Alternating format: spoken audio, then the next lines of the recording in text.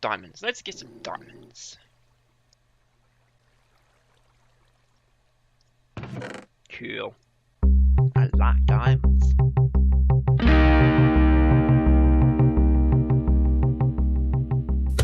Hey, welcome back to Quantus on the FTOG server. In the last episode, we focused on the water wells to get us some basic power because I need some bit of storage.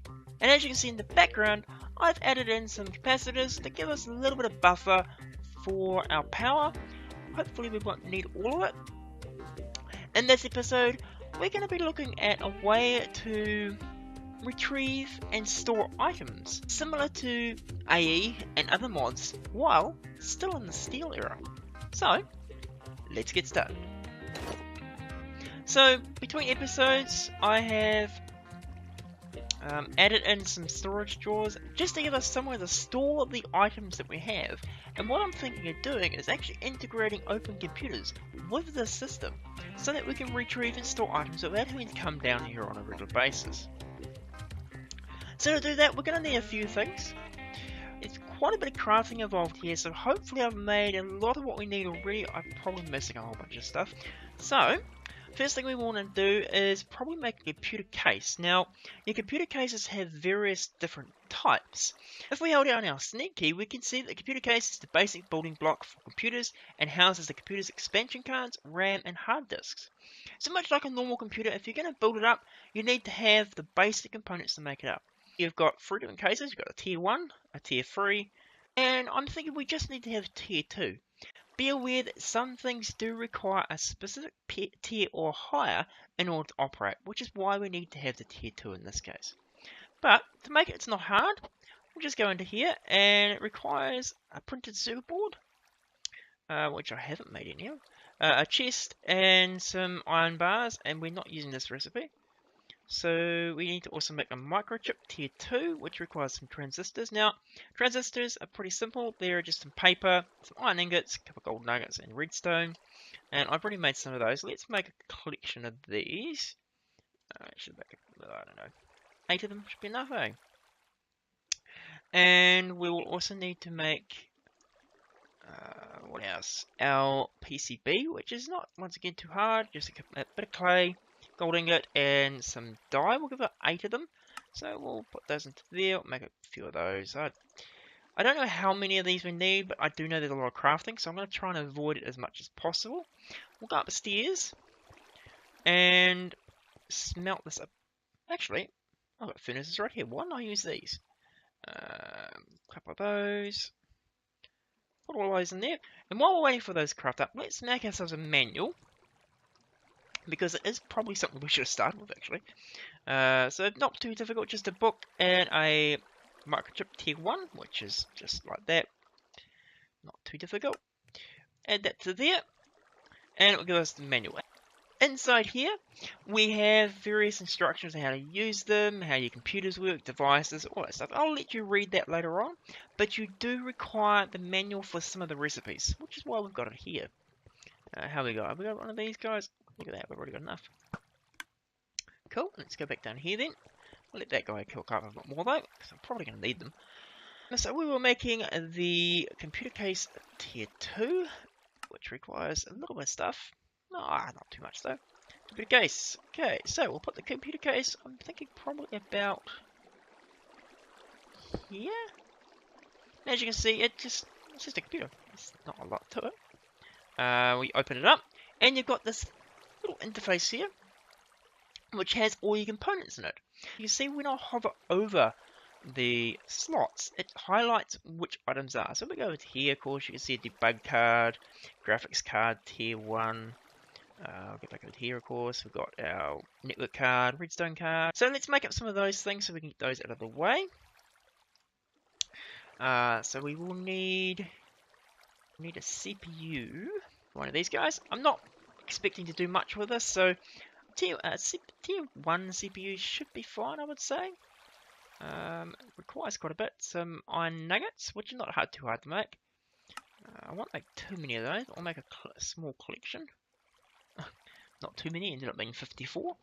But we'll go back into here. What else do we need? So we need to make a ICU, which is a clock.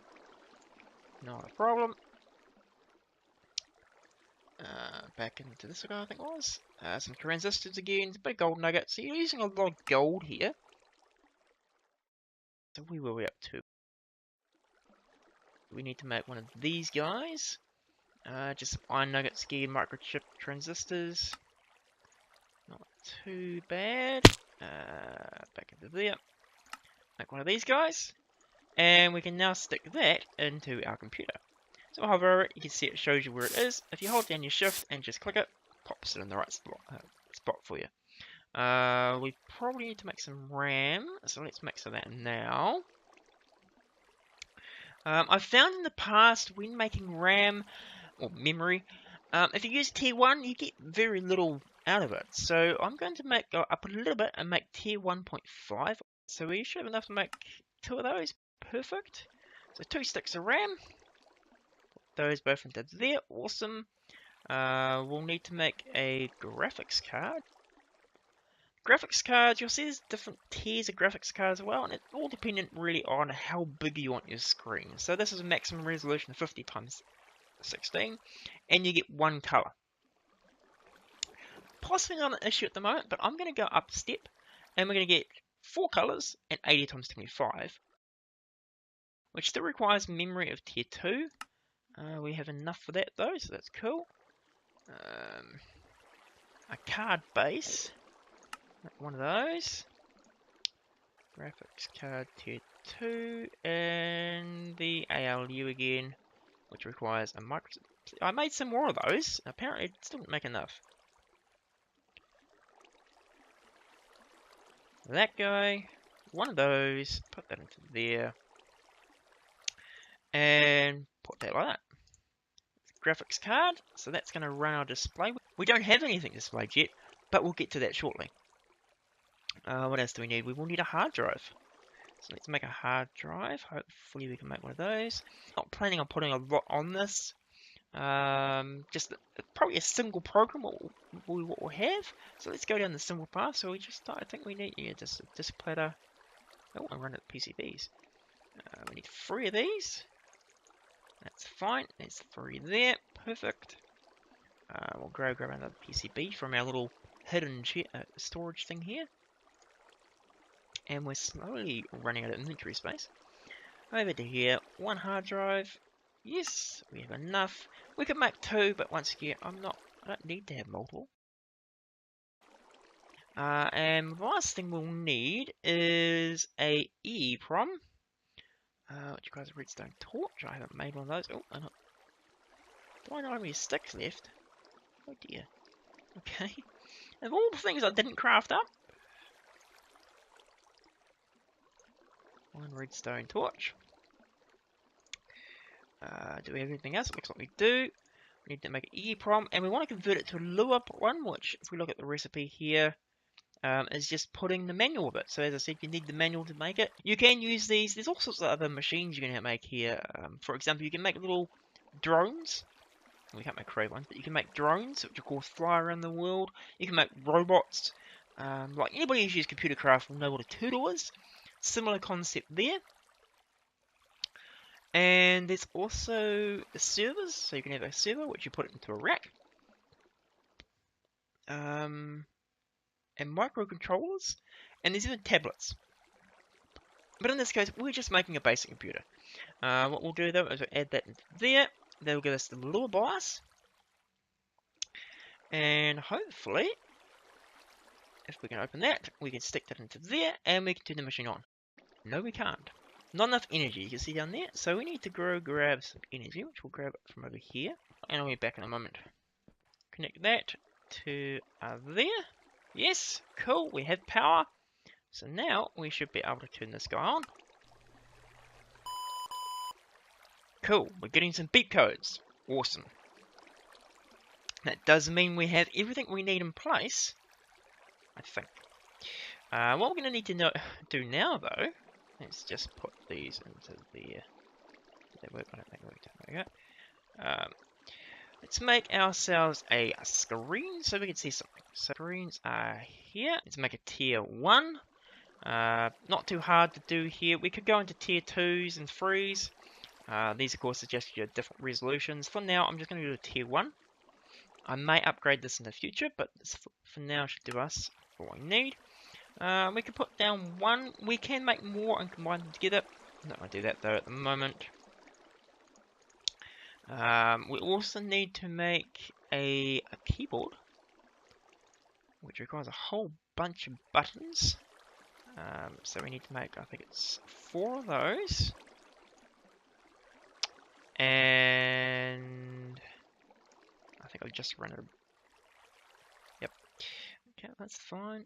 We've got some more andesite here. Let's make some more buttons out of it. And go back into here. We need to make 1 of those. And then 1 of these guys.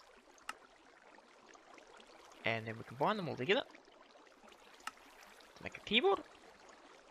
And we can now go upstairs and place that down somewhere. So I think it's about, probably should have marked it out, shouldn't I? About here? Oh, that's a good guess. Place the screen there. And as you can see, you can make, as I said, you can make them bigger, and there's no point me pointing at the screen. But you could place them around here, and of course it will become a 4x4, or 2x2, sorry. But in this case, we just want to be able to open it up. We'll place a keyboard on there. Can I not put the keyboard on that way? Oh, okay. Not quite what I expected to happen. Do I have to put it on? I can put it on the side, but I can't put it up there. And when now we can right click on it. We probably a good idea if we turn it back on. Can we do that? Okay, so no boot or medium fine. That's fine. I was expecting that, but you can now see the message on the screen, which is quite cool. I don't like that hole there. Oh. No, I don't like that hole at all now. I have to go this way. That. Nice cookway down there. Next thing we want to do though is we're going to have to make a disk drive, because the hard drive we placed in there doesn't have anything on it. So let's make ourselves a disk drive. We just need this once off in order to put the initial stuff in there. 1 disk drive. And we will need a disk, which is here. Requires a lever and another disk platter.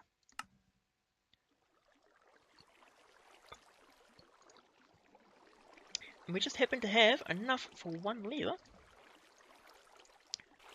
Make our disk drive, or our disk. And then we've got all these various types of disks. Now I think the one we need is the OS. So that's operating system network. This guy here. Not too hard to do. You just put the Opencomputers manual with the floppy disk we just made, which I haven't made another one of. Probably should make another one of those. Place our disk into there, and that gives us a disk for the OS. We will attach that onto here for now and stick the disk in there, and like that, and it goes click. We can now, let's go back up the top so we can see what's going on. Of course, you don't have to have the monitor on top. You could have it next to it. Oh. Okay, we'll do it from here then. Just right click on here. We need to turn it on, of course. Power on. Just can't see what's going on, but that should show us what's going on. There you go. And you can hear the disk drive running. I love that noise. Reminds me so much of the old days.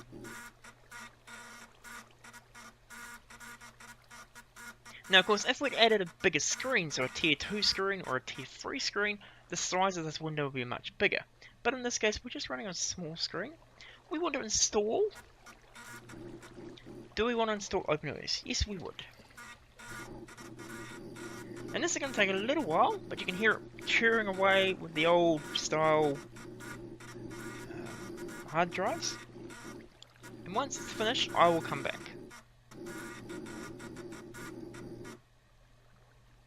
Okay, installation complete. So do we want to reboot? Yes, we would. Now you can hear it booting off the hard drive, which is awesome.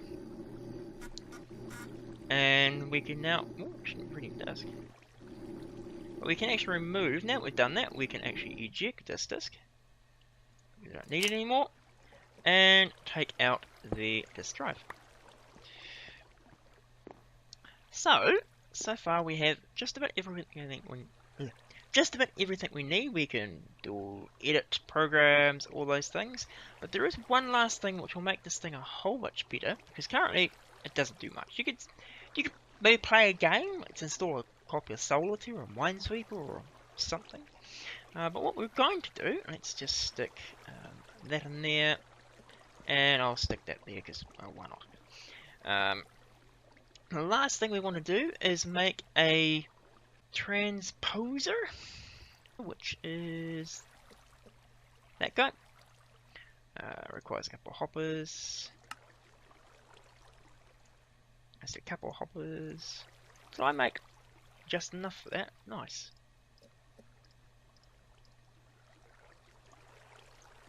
Couple of hoppers and inventory upgrade. Requires an analyzer. Another redstone torch. Another stick.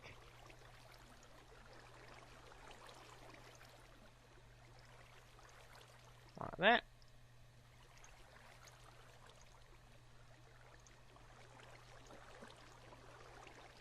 Let's go there like that.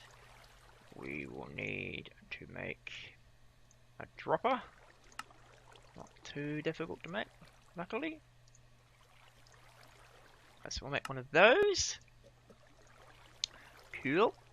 Place our transposer into here. What else do we need? We need to make a tank controller because we can also interact with tanks.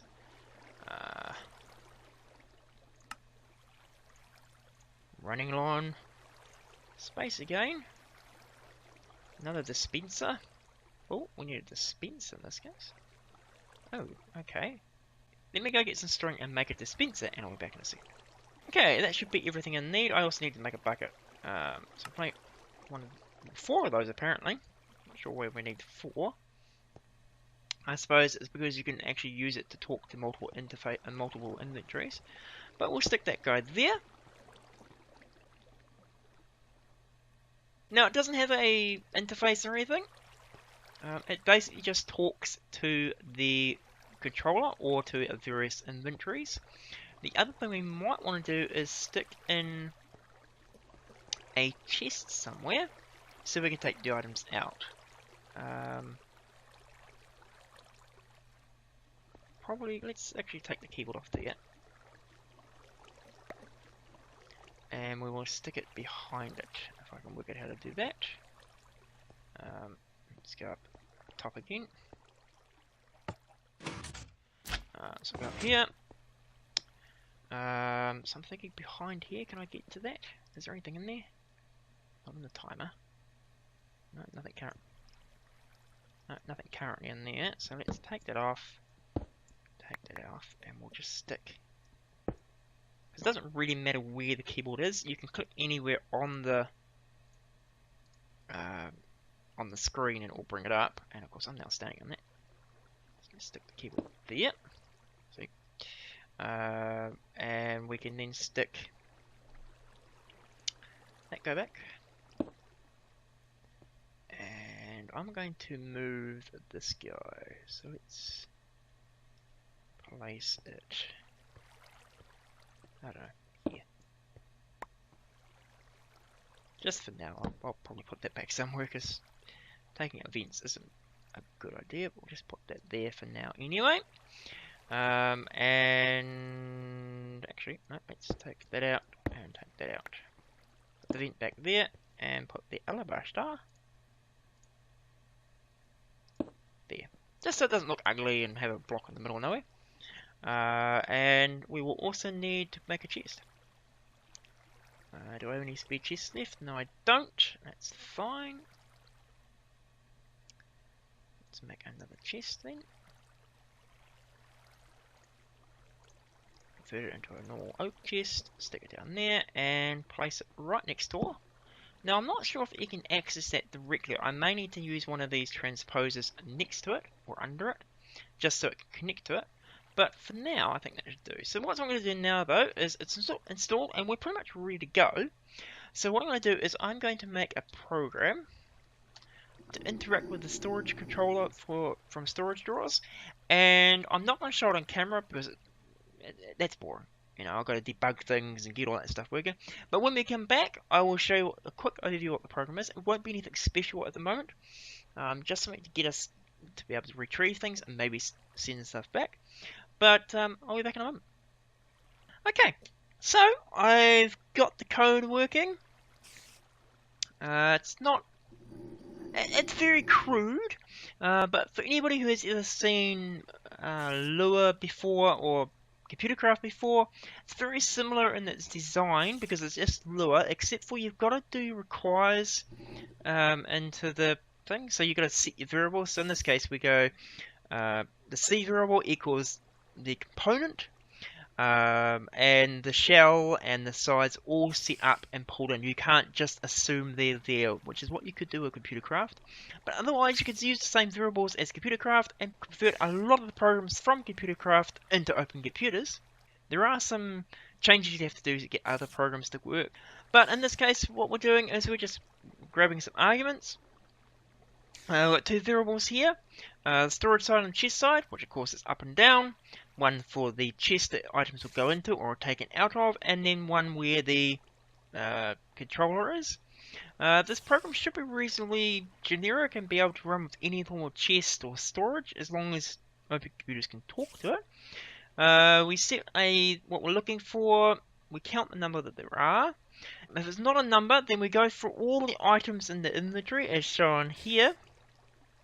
On this little piece here, we're just scanning for all the items inside the storage, which of course will be our storage drawers.